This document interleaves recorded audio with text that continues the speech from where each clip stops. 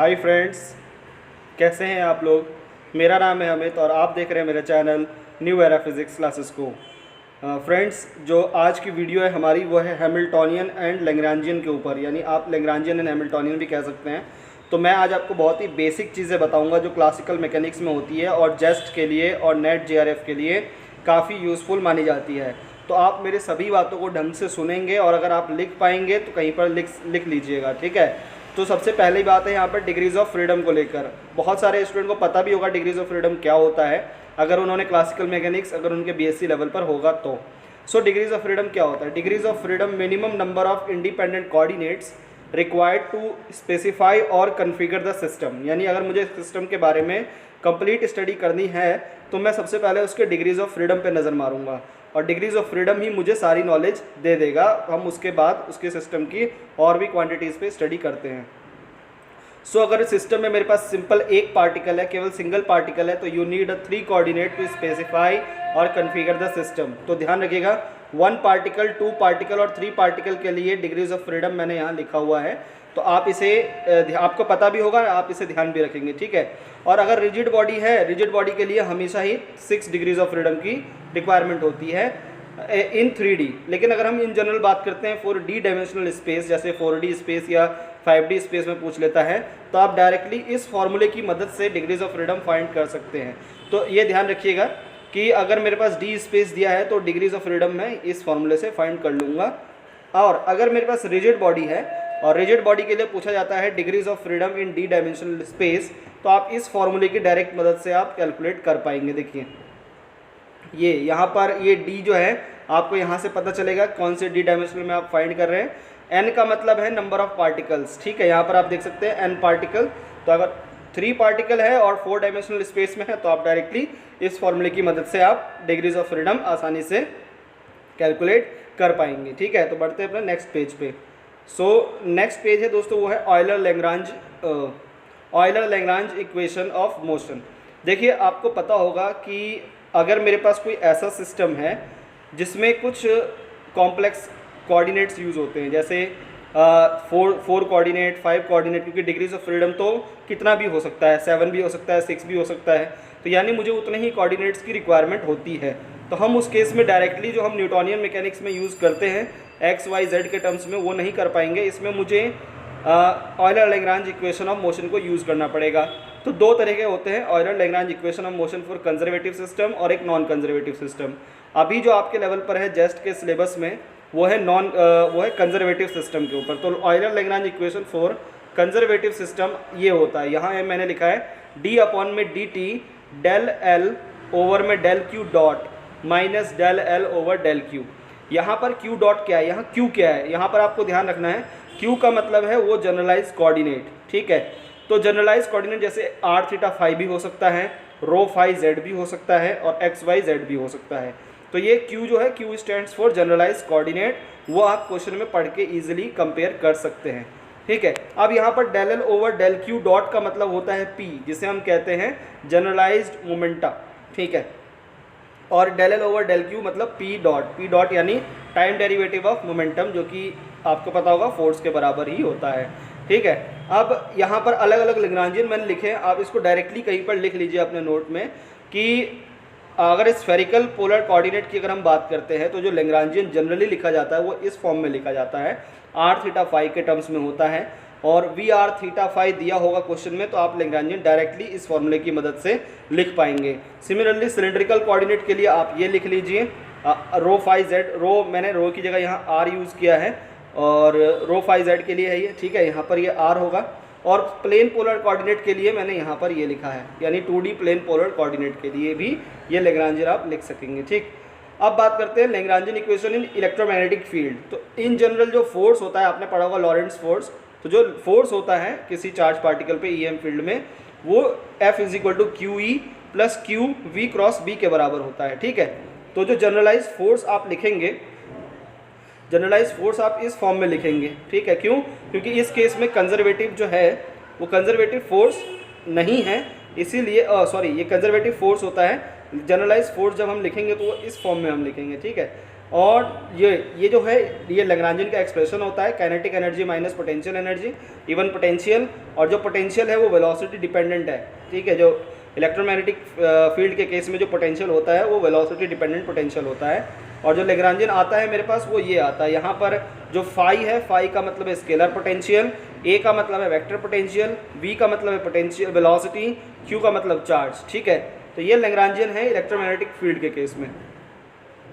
तो और अगर मैं उसे और सॉल्व करूं, जनरलाइज कर दूं, तो ये half M V square minus Q phi minus A dot V, ध्यान रखेंगे ये लैग्रांजियन है इलेक्ट्रोमैग्नेटिक फील्ड के लिए।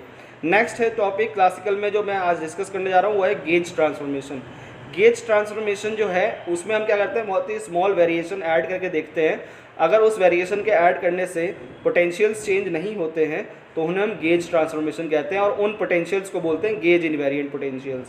तो जैसे अगर मेरे पास वेक्टर पोटेंशियल है तो हम उसका एक्सप्रेशन इस तरह से लिखते हैं, और स्केलर पोटेंशियल है तो उसका एक्सप्रेशन हम इस तरह से लिखते हैं। यहाँ पर जो लैम्डा है, लैम्डा को बोलते हैं गेज फंक्शन, ठीक है, जो कि बहुत ही छोटा होता है इन जनरल, कांस्टेंट, वैसे कांस्टेंट भी हो सकता है और वेरिएबल भी हो सकता है, ऐसी कोई बात नहीं है। तो ये गेज ट्रांसफॉर्मेशन में बेसिक फॉर्मूले आपको पता होना चाहिए, जब आप इसमें पुट करेंगे तो ये एक्सप्रेशंस आ जाता है। अब मैं आपको एक क्वेश्चन करा देता हूँ, ध्यान से देखिएगा ये क्वेश्चन कितना इंपॉर्टेंट है। कह रहा है अभी जो मैंने बताया उसके बेसिस पर ये एक प्रॉब्लम है, the dynamics of a particle, ये वाला question, the dynamics of a particle govern by a Lagrangian, ये लैग्रांजियन गिवन है, डिस्क्राइब्स, यानी Lagrangian most of the time question किस टाइप का आता है फ्रेंड्स, क्वेश्चन आता है आपको लैग्रांजियन दिया होगा या हैमिल्टोनियन फाइंड करना होगा, लैग्रांजियन दिया होगा इक्वेशन ऑफ मोशन फाइंड करना होगा, और इक्वेशन ऑफ मोशन दिया होगा तो कभी कभी ये भी पूछ लेता है कि किसी पार्टिकल के लिए वो इक्वेशन दिया रहता है, बताइए कौन सा लैग्रांजियन इस पार्टिकल के लिए सही है, तो आप लैग्रांजियन को सॉल्व करके वो इक्वेशन फाइंड करके पता लगा सकते हैं।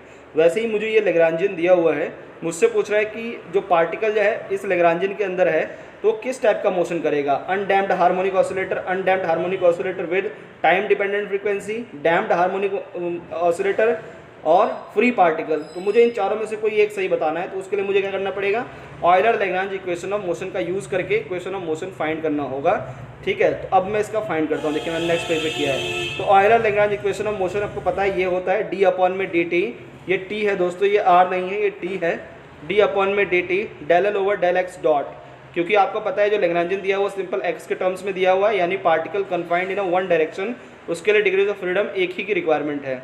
इवन टाइम, हाँ टाइम, तो टाइम भी तो होता ही आपको पता है डिग्रीज ऑफ फ्रीडम, तो del X over del X dot minus del L over del X. इसको जब हम सॉल्व करेंगे तो जो इक्वेशन आ जाएगा, इवन सिंपल डिफरेंशिएशन यूज़ करना होता है, तो M X double dot is equal to zero. और आपको पता है इसका मतलब क्या हुआ कि उस पार्टिकल पे कोई फोर्स नहीं लग रहा है, और अगर फोर्स नहीं लग रहा है तो वो एक फ्री पार्टिकल है। तो यानी कि इसका जो ऑप्शन है बिल्कुल सही वाला, वो है इसका फ्री पार्टिकल, डी ऑप्शन बिल्कुल सही है। ये भी क्वेश्चन पहले आया हुआ है, ये नहीं कि नहीं आया हुआ है। सो नेक्स्ट टॉपिक है फ्रेंड्स, वो है पोर्शन ब्रैकेट के ऊपर। पोर्शन ब्रैकेट बहुत ही इंपॉर्टेंट, आप मान लीजिए टॉपिक है जो कि मैथमेटिकल फिजिक्स में एक अपनी जगह रखता है, और ख़ास तौर पे इसका जो यूज़ होता है वो क्वांटम मैकेनिक्स में यूज़ होता है, ठीक है। आपने कम्यूटेटर पढ़ा होगा, कम्यूटेटर आपने पढ़ा होगा, तो कम्यूटेटर की तरह ही होता है पोर्शन ब्रैकेट क्लासिकल मैकेनिक्स में। अगर आपने कम्यूटेटर पढ़ा है क्वांटम मैकेनिक्स में, तो पोर्शन ब्रैकेट है क्लासिकल मैकेनिक्स में, लेकिन दोनों का बहुत ही अच्छा रिलेशन होता है, आप एमएससी के लेवल पे अच्छी तरीके से समझ जाएंगे, ठीक है। तो पोर्शन ब्रैकेट देखिए, इसमें एक थ्योरम यूज़ होती है, if U and V are constant of motion then their portion bracket with H also constant of motion. यानी अगर आपको पता होना चाहिए कि अगर आपको दिया हुआ है कि two quantities are a constant of motion, अगर आप उसका पोर्शन ब्रैकेट एच के साथ निकालेंगे तो वो भी कांस्टेंट ऑफ मोशन ही होगा, ठीक है, यानी उसका पोर्शन ब्रैकेट जीरो के इक्वल आ जाना चाहिए। अब कुछ प्रॉपर्टी आपको लिख लेनी चाहिए, ये कुछ प्रॉपर्टी है, ए और बी का जो पोर्शन ब्रैकेट होगा वो माइनस बी ए का होगा, जिसका एक्सप्रेशन ये होता है। तो आपको पता होना चाहिए, अगर मैं बात कर रहा हूँ सेम क्वांटिटी का, सेम ऑपरेटर का, अगर मैं कम्यूटेटर या पोर्शन ब्रैकेट निकालता हूँ तो वो हमेशा जीरो ही होगा। जैसे बी और बी का, ए और ए का, एक्स कैप का, तो वो जीरो ही होता है। ए बी सी का जो होगा वो इस फॉर्म में आप पोर्शन ब्रैकेट निकाल सकते हैं, ए और पी बी प्लस माइनस सी का आप इस तरीके से निकाल सकते हैं, आप लिख लीजिए इसको, ठीक है। और अगर डेरिवेटिव ऑफ ए बी का निकालना है तो ये वाला फॉर्मूला आपको यूज़ करना है। और ये बहुत ही इंपॉर्टेंट, ये शायद मे भी इसको मेरे को जहाँ तक याद आ रहा है जैकोबी आइडेंटिटी कहते हैं, ये बहुत ही इंपॉर्टेंट आइडेंटिटी है फ्रेंड्स। ठीक है, इसको आप कहीं पर लिख लीजिए, ये हमेशा ही 0 के बराबर होता है और इवन कभी कभार प्रॉब्लम्स को भी सॉल्व करने में आपकी हेल्प करता है। सो नेक्स्ट जो टॉपिक है फ्रेंड्स, जो आपको ध्यान रखना है अपने जेस्ट के लिए, वो है एनर्जी इंटीग्रल और हैमिल्टोनियन। यानी कि जैसे कि मैंने आपको बताया कि ज़्यादातर जो क्वेश्चन पूछे जाते हैं वो लैग्रांजियन दिया होता है, हैमिल्टोनियन पूछता है, कभी कभी हैमिल्टोनियन दिया होता है, लैग्रांजियन पूछता है, या जनरलाइज मोमेंटम पूछ लेता है। तो आपको हैमिल्टोनियन का एक्सप्रेशन ये याद रखना है, क्योंकि मोस्ट ऑफ दी यूनिवर्सिटी जो इंडिया में है उसमें मेरे ख्याल से बहुत कम क्लासिकल का सिलेबस होता है। इवन कभी मेरे ख्याल से लग रहा है बहुत सारी यूनिवर्सिटी में तो है भी नहीं क्लासिकल मैकेनिक्स, एमएससी के लेवल पे ही है। तो आपको ध्यान रखना है, इन फॉर्मूले को भूलना नहीं है। अगर है आपके पास, आपने पढ़ा हुआ है, तब तो कोई दिक्कत नहीं, आप रिवाइज जरूर कर लीजिए। सो यहाँ पर यहाँ पर क्या है, पी क्यू डॉट है, ये क्यू डॉट है यहाँ पर, ये जो ऊपर है ना, ये क्यू डॉट है। So H is equal to summation, जो भी नंबर ऑफ पार्टिकल्स हैं, जो भी नंबर ऑफ कोऑर्डिनेट्स हैं, p q dot minus L, L stands for Lagrangian, और यहाँ पर del L over del Q dot का मतलब है p, del H over del q का मतलब है p dot minus p dot, और del L over del q का मतलब है पी डॉट, और del H over del P का मतलब है क्यू डॉट। तो ये चार रिलेशंस आपको पता होने चाहिए। These are also called the Hamiltonian equation of motions. और ये वाला जो एक्सप्रेशन मैंने साइड में लिखा है, ये कुछ ज़्यादा ही वैल्यू रखता है, क्योंकि अगर Lagrangian is explicitly independent of time, अगर लैग्रांजियन जो है वो टाइम पर डिपेंड नहीं कर रहा है, उस केस में आपको पता होगा del H over del T जो होगा वो 0 के बराबर आ जाएगा। यानी एनर्जी जो होगी वो कांस्टेंट होगी, और उसे हम कहते हैं एनर्जी इंटीग्रल और जैकोबी इंटीग्रल। ठीक है, सो हैमिल्टोनियन इक्वेशन आप पॉइसन ब्रैकेट के फॉर्म में कैसे लिख सकते हैं? सो पॉइसन ब्रैकेट में हैमिल्टोनियन इक्वेशन हम इस फॉर्म में लिखते हैं, देख लीजिए, X Y, Poisson bracket of X Y with respect to the coordinates P Q. तो यहाँ पर आप इस एक्सप्रेशन को ध्यान रखेंगे। अब कंजर्वेशन ऑफ मोशंस की बात करें, यानी कौन कब कांस्टेंट ऑफ मोशन कहलाता है और कौन कब नहीं कहलाता है। तो आपको मैंने अभी बताया है कि if Lagrangian is explicitly independent of time, यानी जो लैग्रांजियन है वो टाइम पर डिपेंड नहीं कर रहा है एक्सप्लिसिटली, उस केस में del L over del T जो होता है वो हमेशा 0 होता है, यानी del H over del T भी 0 के बराबर हो जाएगा इस वाले एक्सप्रेशन से। तो उस केस में कहेंगे हम एच एक कॉन्स्टेंट है, एच इज़ अ कॉन्स्टेंट।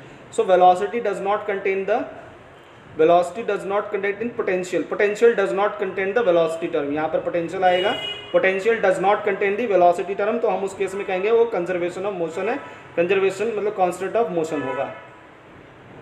अब बात करते हैं लीनियर मोमेंटम कंजर्वेशन की। अब यहाँ पर आपको ये वाला पॉइंट बहुत ही ध्यान से सुनना है। If a cyclic coordinate present then the corresponding conjugate momentum is conserved और कांस्टेंट ऑफ मोशन। अब आपको पता होना चाहिए यहाँ साइक्लिक कोऑर्डिनेट क्या होता है। देखिए, कभी कभार आप देखेंगे लैग्रांजियन के एक्सप्रेशन में फाई एब्सेंट होगा, फाई डॉट प्रेजेंट होगा, तो आप कहेंगे फाई एक साइक्लिक कोऑर्डिनेट है और उसके कॉरेस्पॉन्डिंग जो आप मोमेंटम निकालेंगे वो कांस्टेंट ऑफ मोशन होगा, यानी उस केस में लीनियर मोमेंटम कंजर्व्ड होगा, कांस्टेंट होगा।